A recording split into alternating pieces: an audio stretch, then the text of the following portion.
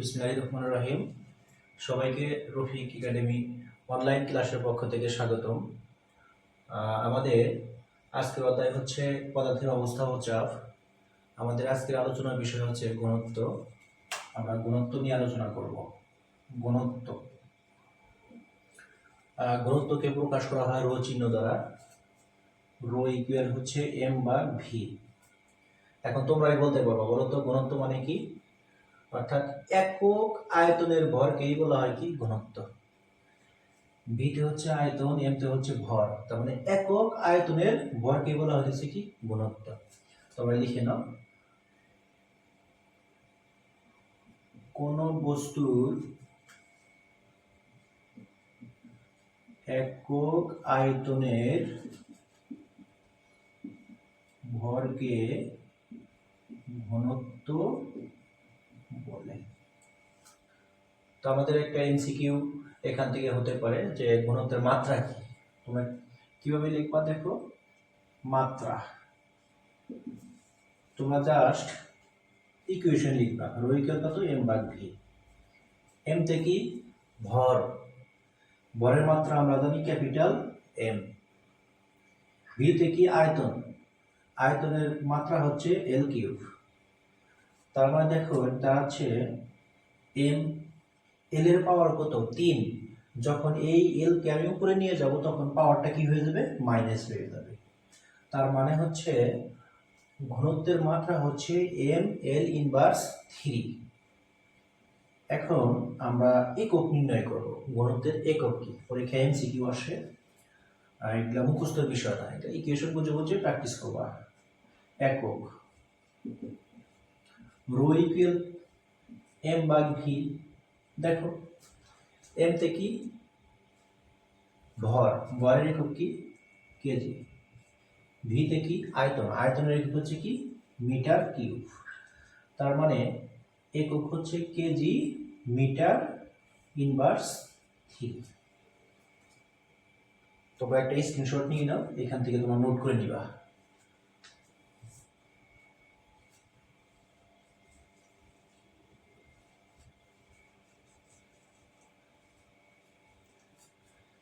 এখন এখান থেকে আরো এমসিকিউ আসতে পারে যে কোনো বস্তুর আয়তন যদি 2 গুণ হয় ঘনত্ব কয় গুণ হয়? আবার কোনো বস্তুর ভর যদি 2 গুণ হয় ঘনত্ব কয় গুণ হয়? তোমরা এটা কি করবো দেখো, আয়তনের সাথে ঘনত্বের সম্পর্ক হচ্ছে কি? ব্যস্তানুপাতিক। তার মানে আয়তন বাড়লে ঘনত্ব কমবে, বাস্তবে তাই হয়। দেখো ঘনত্ব জিনিসটা যদি আমি বুঝাই এভাবে তোমরা বুঝবা।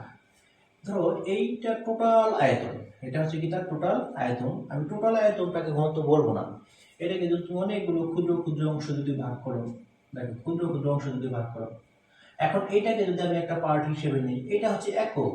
একক, তার মানে এই একক আয়তনের ভরটাই হচ্ছে কি? ঘনত্ব। তো দেখো এখন এমসিকিউ অংশটার জন্য যদি আমি আলোচনা করি, এখান থেকে একটা প্রশ্ন আসতে পারে এরকম যে আয়তন 3 গুণ হলে ঘনত্ব কয় গুণ হবে? ঘনত্ব কয় গুণ হবে? তোমরা এটা কিভাবে সলভ করবা?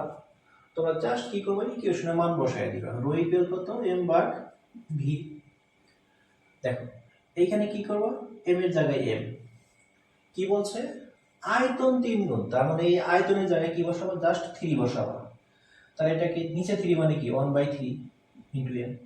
তার মানে দেখো আয়তন যখন 3 গুণ তখন ঘনত্বটা হয়ে যায় 1/3 বা 1/3 গুণ। এখন যদি বলে যে আয়তন 4 গুণ, আয়তন 4 গুণ, তখন কি করবো? দেখো আগের মতো জাস্ট রো ইকুয়াল কি? এম ভাগ ভি। তুমি কি করবা? জাস্ট এই ভি এর জায়গায় 4 বসাই দিবা। তাহলে 1/4 ইনটু এম, অর্থাৎ এই আয়তন যদি 4 গুণ হয় তাহলে ঘনত্বটা হয়ে যাবে 1/4, অর্থাৎ 4 ভাগের 1 ভাগ হয়ে যাবে, কমে যাবে। আচ্ছা, এখান থেকে আরো একটা প্রশ্ন আসতে পারে,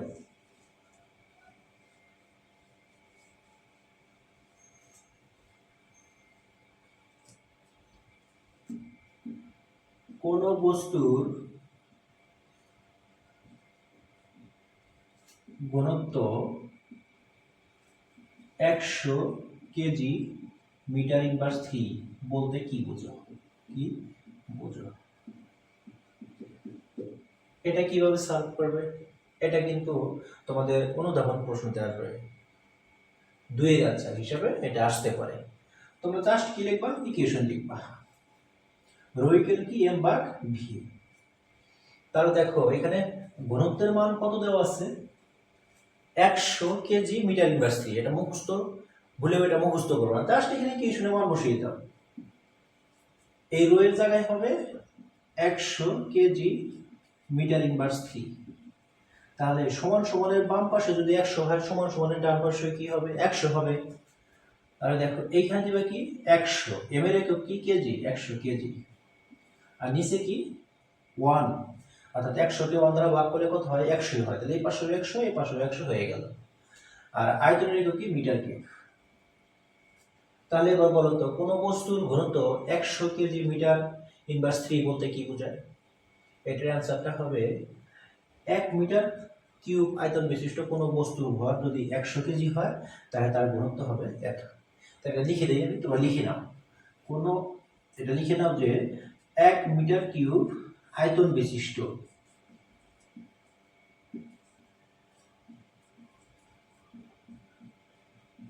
কোন বস্তুর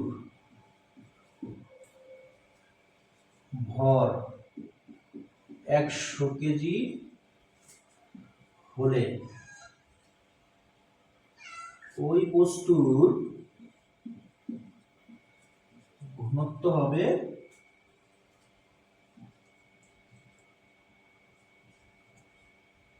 100 কেজি মিটার ইনভার্স 3। দেখো যে 1 মিটার কিউব আয়তন বিশিষ্ট কোন বস্তুর ভর 100 কেজি হলে ওই বস্তুর ঘনত্ব হবে 100 কেজি মিটার ইনভার্স 3।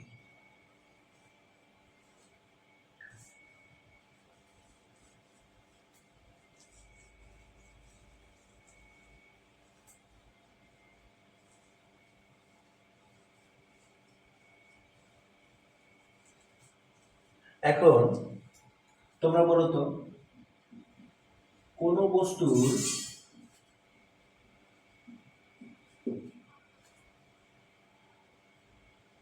আয়তন 5 গুণ হলে ঘনত্ব কয় গুণ হবে? এটা তোমরা সবাই কমেন্ট করে জানাইবা। সবাইকে ধন্যবাদ। এর পরবর্তী ক্লাসে আমরা অন্য একটা টপিকস নিয়ে হাজির হব ইনশাআল্লাহ।